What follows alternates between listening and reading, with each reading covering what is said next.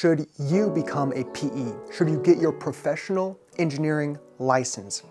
The answer is it just depends. Everyone's path is different. So today I just want to lay out some key considerations so that you have a starting point. I'm starting to get asked this question more frequently, and I think it's because as I do teaching at my local university, in addition to my little consultancy, my first wave of students is entering the workforce. And they're coming back and saying, is a PE worth it? And it just depends. So let's talk about when it's not needed and then when you might consider it. So as we go through that, we'll be bringing up pros and cons. But I would suggest that you do not need your license if you meet two criteria. One, you're not doing work that legally requires an engineering seal or stamp. And two, you're doing work for a company that you believe in under management that cares about you as a person. If you meet those two criteria, then having a license isn't really going to change what you do.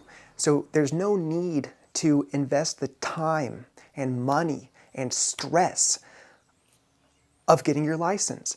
Time, money, and stress, those are the cons. Time, it'll take you 50 to 300 hours to prepare for the exam alone. And stress, you're going to have to find letter writers and complete an application that gets reviewed by a board, and they might have feedback, and it could be this lengthy process.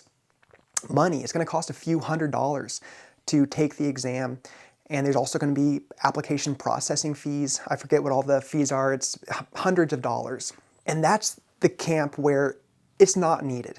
And you can have a really good, healthy engineering career without your license, provided, in my estimation, you meet those two criteria.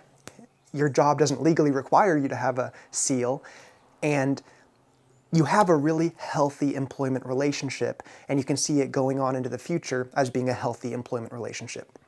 Now let's talk about the benefits. When should you consider getting your license? I would suggest it may be a good idea if you meet any of these three criteria. One, you are doing work that legally requires an engineering seal or stamp. Or two, you want your trade to remain engineering and you want to run your own business.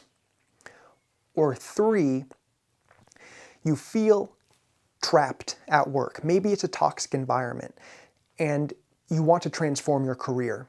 A PE license gives you a level of credibility and leverage in your career, and it can be a really strong asset depending on your situation and your goals. In my case, I really wanted to run my own business, and for my customers, I stamp maybe 5 to 10% of the work that I do. But I probably wouldn't even have half of my customers if I didn't have my license. So just having my license, it's more than being able to seal documents. It gives me a level of credibility that brings customers in. My work, even if I didn't seal anything, would be a lot more difficult if I didn't have that PE credential. So it really facilitates business. There's also legal requirements involved here. If you want to sell engineering services to the public, then you need to have your license. You can be called an engineer at work as a job title, that's your freedom of speech. But as soon as you make it your business to sell engineering services, then you need your license. And by virtue of being able to sell directly to the public like that, it gives you leverage. You know, when you go in to negotiate your position with an employer, ideally it's a healthy relationship and you can just have a discussion and come to a mutual agreement.